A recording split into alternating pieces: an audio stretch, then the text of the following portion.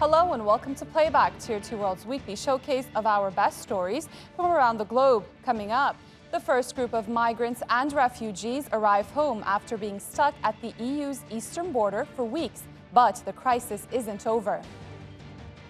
World leaders reach an agreement to curb the climate crisis, but the deal fails to meet expectations.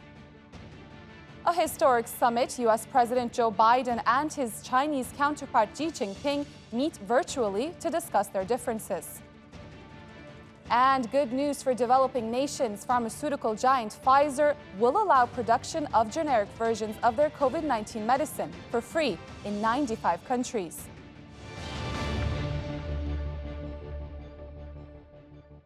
Belarus has cleared the camps along its border with Poland and relocated most of the refugees and migrants to makeshift shelters.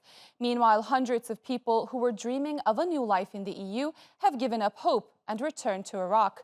Earlier in the week, border police used tear gas and water cannons to repel crowds trying to cross into Poland. Jem Güney explains what happened. These people have been braving cold weather, determined to reach the European Union. For the past week, this makeshift camp on Belarus's border with Poland is the place they call home. Many are stranded here in squalid conditions. A word quickly spread that it's the right time to cross the checkpoint with Poland.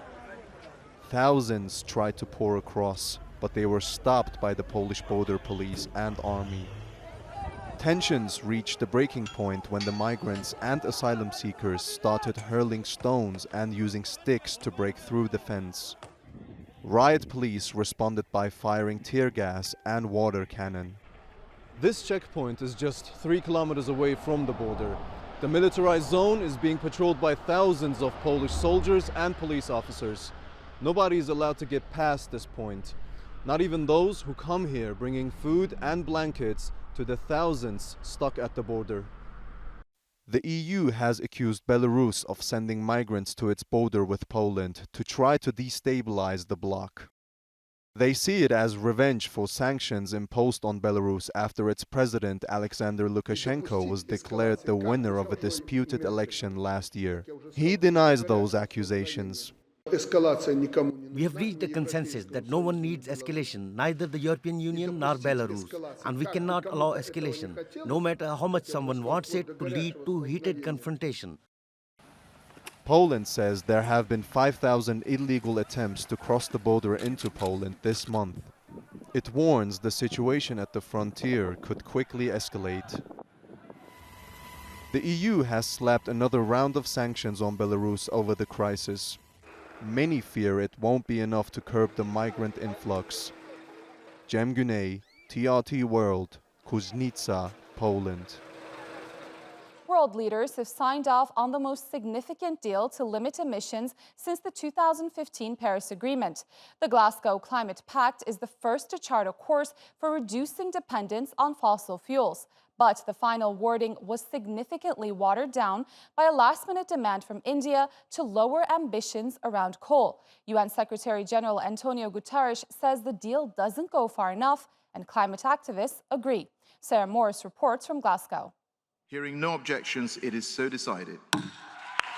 With the stroke of a gavel, 2 weeks of fraught negotiations finally ended in a deal. But just moments earlier, India had threatened to derail the whole agreement. I see India wishes to take the floor. India, you have the floor. Backed by China, Indian negotiators were refusing to sign up unless a request in the deal to phase out unabated coal was replaced with the term phase down. The move was met with fury from fellow delegates and prompted an emotional apology from the conference president. I also understand the deep disappointment. But I think, as you have noted, it's also vital that we protect this package.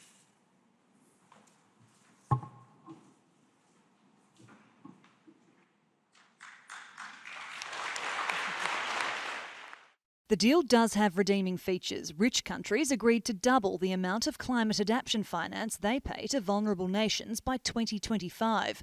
All countries have been asked to submit new, more ambitious emissions reduction targets by next year, 3 years earlier than the Paris Agreement required. And even though the coal commitments were watered down, this is the first UN climate agreement to even mention the words fossil fuels.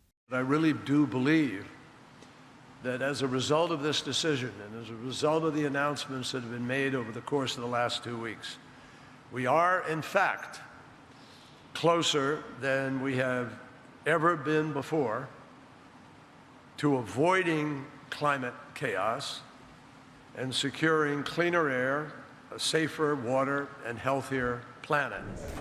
From climate campaigners, there was a less generous evaluation. On the whole, I think that this it's a meek, weak outcome that doesn't meet the moment of the climate emergency. It keeps the 1.5 degree goal, barely alive, and I don't think that the youth activists and the indigenous peoples are going to tolerate another COP like this. Greta Thunberg declared the conference nothing more than blah, blah, blah, while promising to continue her fight for climate justice. Delegates admit it's not the perfect deal, but through painful negotiation and compromise, believe it does provide building blocks for future progress. The overarching aim of this conference was to limit global heating to 1.5 degrees by the end of the century. This deal leaves that goal hanging in the balance and almost entirely relies on countries supercharging their emissions reduction targets at next year's summit. But it will also be remembered as the moment the world started signalling the end of the coal era is coming.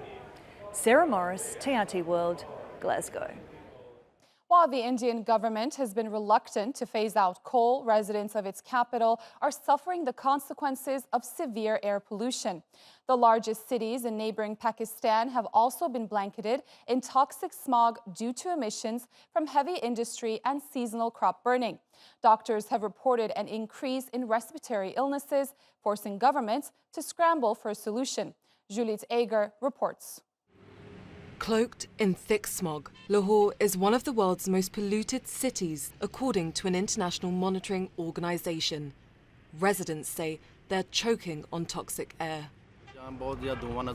There's so much smog and pollution here. I used to come for a walk with my children previously, but now I don't bring them out with me. Children are experiencing breathing-related illnesses. We appeal to the government, for God's sakes, find a solution. There are factories and small industries operating here. Shift them somewhere else or give them compensation or provide them with modern technology so we can get rid of this smog. The Pakistani city has an air quality rating of 348, well above the hazardous level of 300 set by the World Health Organization.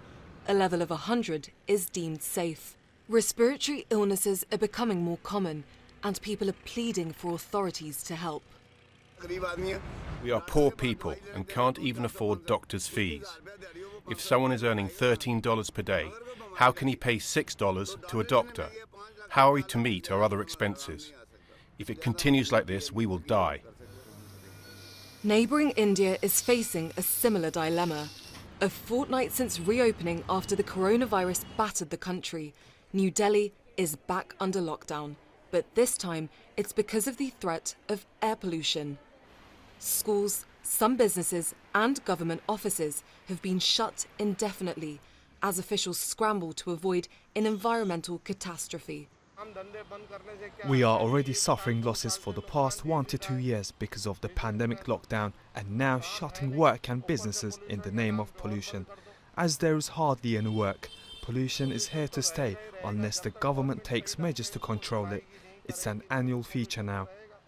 Last week at the COP26 climate summit, India vowed to cut emissions to net zero by 2070, decades later than other countries.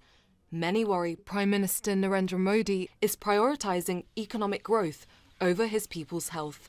Juliet Ager, TRT World. U.S. President Joe Biden has met with his Chinese counterpart Xi Jinping in a virtual summit. The world's two largest economies are at odds on issues ranging from trade to human rights. The presidents are trying to find ways to strengthen communication. But as Sally Ihan reports, questions remain about whether they can work together. The relationship between the US and China has a big impact on how the world works. Its two biggest powers are at odds over how people and economies should be governed. But at a virtual summit, their presidents Joe Biden and Xi Jinping tried to find common ground.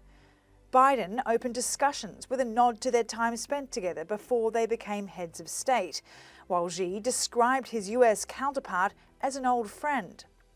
But the talks quickly turned to how their long-time relationship could be used to manage a more recent development, the worst economic and military tensions the two countries have seen in decades. It seems to me our responsibility as leaders of China and the United States is to ensure that the competition between our countries does not veer into conflict, whether intended or unintended. Just simple, straightforward competition. And it seems to me we need to establish some common sense guardrails to be clear and honest where we disagree and work together where interests intersect, especially on vital global issues like climate change. During UN climate talks in Glasgow, China and the US agreed to join forces to cut global greenhouse gas emissions. But their latest talks revealed how they both remain divorced from one another's policy interests. Biden raised concerns about China's human rights record and anti-democratic practices in Tibet and Hong Kong. He also stated his strong opposition to what he called China's efforts to undermine peace and stability in Taiwan.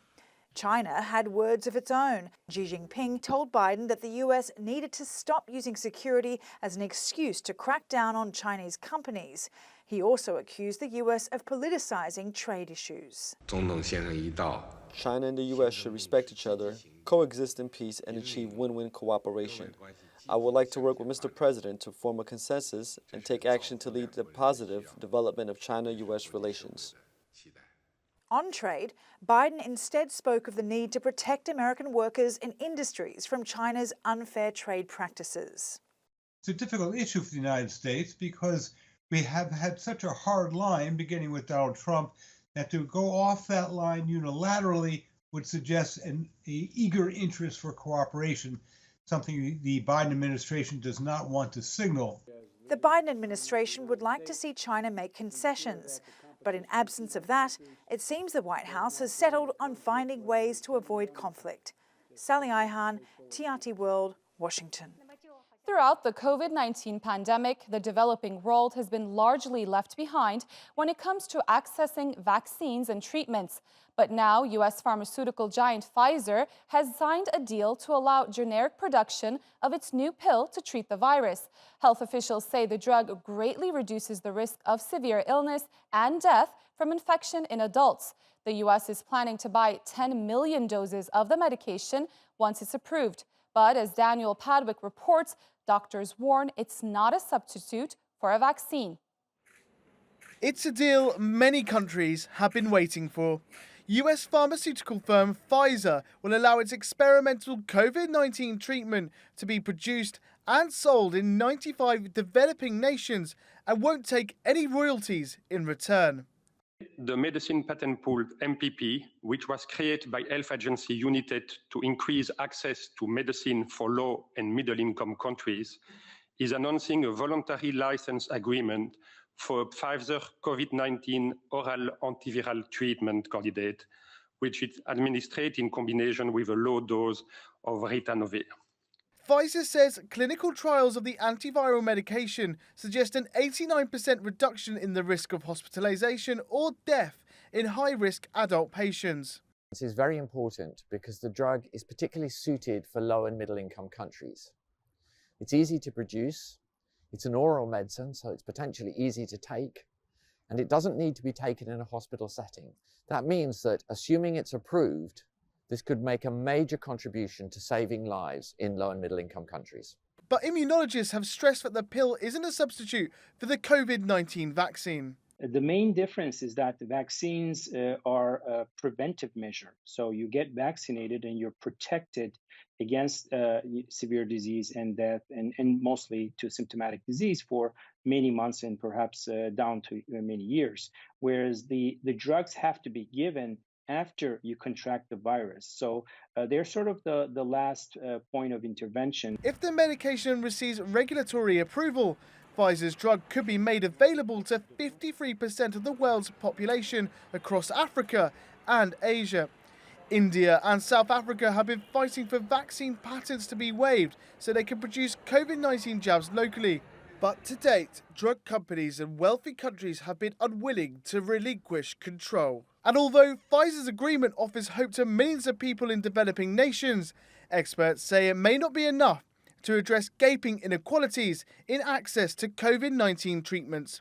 Daniel Padwick, TRT World.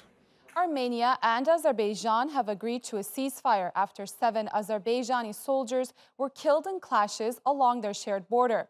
The violence sparked fears of another flare-up 1 year after the two countries fought a war over the mountainous region of Karabakh. That 6-week conflict killed more than 6,000 people and ended in November with a truce brokered by Russia. Sudan's security forces have fired live ammunition and tear gas against anti-coup protesters in the capital city of Khartoum. Thousands of people were demonstrating against last month's military takeover. Protesters are demanding a full handover to civilian rule and a trial for the coup leaders. Sudan's top general Abdel Fattah al-Burhan dissolved the government and detained the civilian leadership on October the 25th. Al-Sadiq Al-Sheikh is a senior researcher at the Othering and Belonging Institute at the University of California, Berkeley.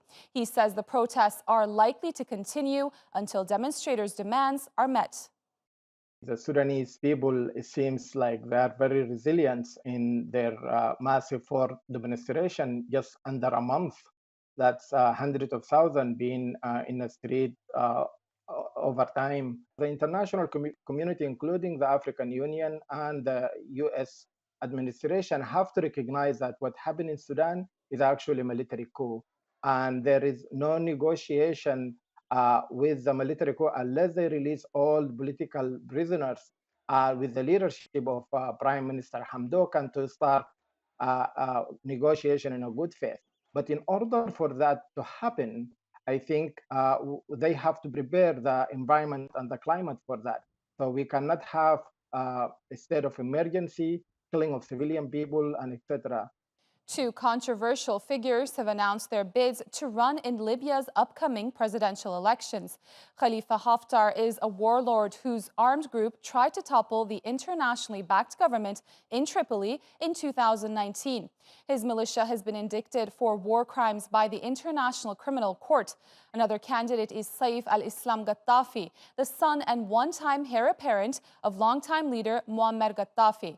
Saif al-Islam is also accused of war crimes and is wanted by the ICC.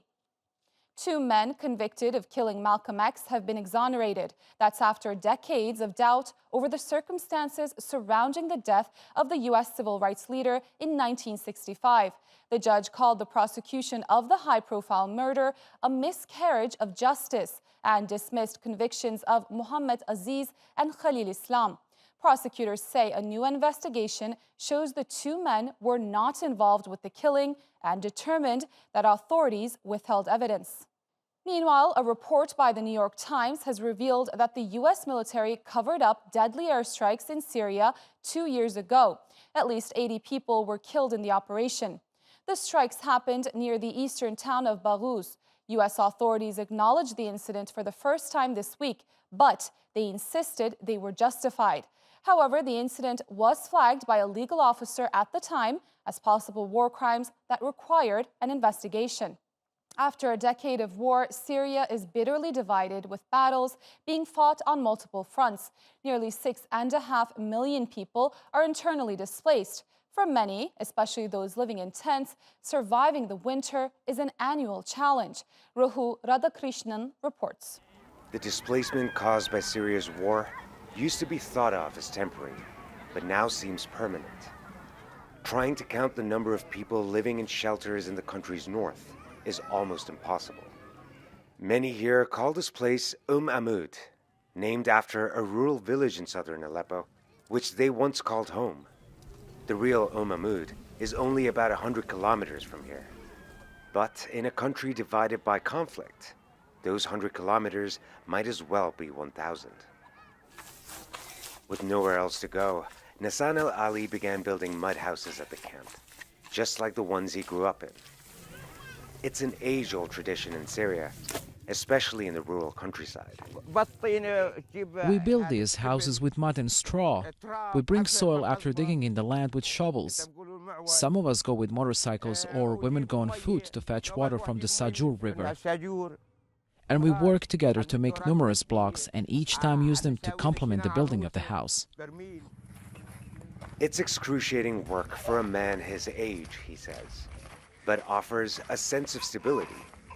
Women and children often lend him a helping hand. All this behind me used to be tents, but now with winter approaching, temperatures at this camp drop below freezing. But houses like these, built by the camp's oldest residents, are certain to keep children and families safe from the cold. Ali Zain makes the most out of the few hours of warmth the November sun provides. His aim is to build as many as he can before the winter peak hits. The tent in the summer is very hot, especially for children. And in the winter, wind and rain can rip the tent away. We've lived in these conditions for more than 4 years. We repair and reground the tent every day to no avail. A few hours west along the Turkish border is Azaz, where many of those who've been displaced from Syria's urban areas now reside. Most people here can't afford the electricity and fuel needed to heat their homes. But this factory has found a solution. They're building furnaces that generate heat by burning pistachio shells.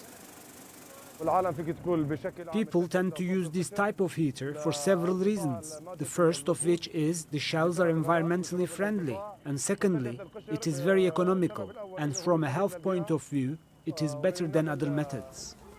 Surviving winter has become somewhat of an annual misery for those who've already managed to survive Syria's ongoing war. And for most here, the months ahead will be far from comfortable. But affordable furnaces and mud houses may offer even a small sense of comfort they so rarely get. Rahul Radhakrishnan, TRT World, Northern Syria. The British cricket world has been rocked by a racism scandal. A former English cricketer broke down in tears as he described the racial abuse he suffered at Yorkshire Country Cricket Club. Azim Rafiq was giving evidence to a UK parliamentary committee. He says the elite cricket club was rife with institutional racism. His claims have been investigated, but the club hasn't apologized or disciplined those responsible. Simon McGregor-Wood has more. As a child, Azim Rafiq dreamt of playing for Yorkshire County Cricket Club. According to him, that dream turned into a nightmare. He's told a committee of MPs about his harrowing experiences. Pretty early on, me and other people from Asian background, there was comments such as, "You lot sit over there near the toilets," elephant washers, the word "paki" was used constantly, and there just seems to be an acceptance in the institution from the leaders, and no one ever stamped it out. As a young player, Rafiq says he tried to ignore the insults and slurs, but they got worse and affected his mental health. Senior players, including former England captain Michael Vaughan, and club officials have been implicated. Everyone saw it, but because the institution and the environment, it becomes such a norm in there that I don't think anyone thought there was anything wrong with it. And that's probably why some people don't even remember it. Once he started to complain, Rafiq says club officials turned against him. He's dismissed a report by Yorkshire into his claims of racism and bullying as a cover-up, and points out that the problem exists at other clubs too. It's clear the problem's there. Everyone's known it for a very long time. I think it's been an open secret. It's been, as I've seen over the last 15 months, if you speak out, your life's going to be made hell. Several senior officials from Yorkshire failed to attend the hearing. A former chairperson says they don't understand the seriousness of the problem and admitted the club is guilty of institutional racism. The game's national body has also come under fire for allowing Yorkshire to investigate itself. Rafiq says racism ended his career and he'll never let his children near the game. But he wants the revelations of his experiences to provide a watershed moment that leads to serious reform. Simon McGregor-Wood, TRT World. And over to the world of football. World Cup qualifying is wrapping up, and in Europe, 10 group winners have already booked their tickets to Qatar. 12 other teams still have a shot through the playoffs. Most of the usual suspects are in, although there were a couple of notable surprises, with Serbia and Switzerland guaranteeing their place by beating heavyweights like Portugal and Italy, respectively. They are joined in the playoffs by Australia and the Czech Republic. And this is where it gets interesting, because only 3 out of 12 sides will make it to the World Cup. They will be divided into 3 brackets, each one featuring 2 semifinals and 1 final to decide who goes through. The draw to decide the groupings will take place on November 26th. Turkey made it into the playoffs after an important win against Montenegro. And that rounds up your week of news here on Playback. Stay tuned to TRT World for the latest stories.